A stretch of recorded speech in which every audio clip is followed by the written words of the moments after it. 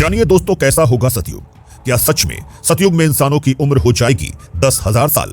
क्या वैज्ञानिकों का दावा सच है और सतयुग के आने की शुरुआत हो चुकी है? क्या कल की अवतार पहले ही धरती पर अवतरित हो चुके हैं? क्या सच में सतयुग में इंसानों को कोई भी बीमारी नहीं होगी?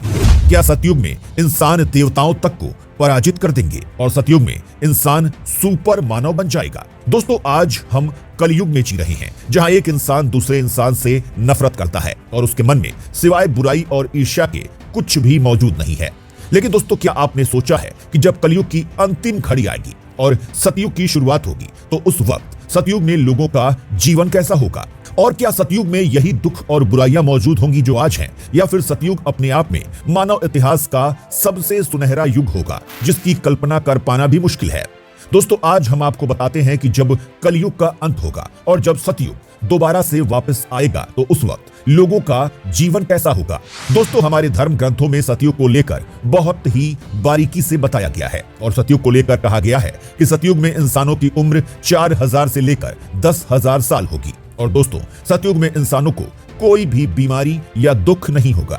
जी हाँ दोस्तों, और ऐसा इसलिए कहा गया है कि सतयुग में इंसान अपने भौतिक शरीर पर पूरी तरह से काबू पा लेगा और वह मानसिक रूप से इतना ज्यादा ताकतवर होगा कि उसका हर काम मन की शक्ति से ही होगा और उसे समझ में आ चुका होगा कि भौतिक चीजों और भौतिक शरीर के पीछे भी एक मानसिक और आध्यात्मिक शरीर मौजूद है जो परम शक्तिशाली है और जो भगवान श्री कृष्ण का ही एक अंश है। और दोस्तों, इसी ज्ञान के दम पर आदमी अपनी सारी तकलीफ और दुखों को मिटा देगा। और तो और दोस्तों, सतयुग में इंसान मानसिक रूप से इतना ज्यादा शक्तिशाली हो जाएगा कि वो देवताओं तक से मिल पाएगा और एक तरह से मानसिक रूप से वह देवताओं जितना ही ताकतवर हो जाएगा। साथ ही दोस्तों, सतयुग में एक इंसान दूसरे इंसान की बातों को जान पाएगा। कहने का मतलब है कि दोस्तों, सतयुग में सभी इंसानों के मन एक दूसरे से मिले हुए होंगे। जी हाँ दोस्तों, आप इसको इस प्रकार से समझ सकते हैं कि मनुष्य के अंदर परमात्मा के रूप में जो मूल तत्व मौजूद है, सतयुग में इसी मूल तत्व का ध्यान सभी इंसानों को हो जाएगा और वो समझ चुके होंगे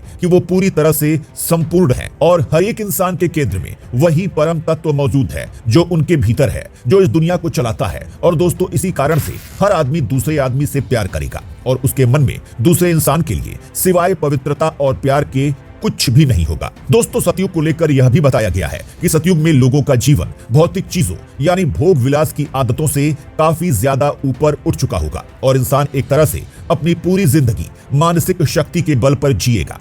और दोस्तों, इंसान अपनी मानसिक शक्ति के कारण इस भौतिक शरीर को जीत लेगा और उसे इस भौतिक शरीर के सारे राज पता चल चुके होंगे। सतयुग में कोई भी आदमी भूखा नहीं रहेगा और न ही किसी आदमी को किसी भी तरह का दुख होगा। और दोस्तों, सतयुग में इंसानों की जिंदगी पूरी तरह से बदल जाएगी।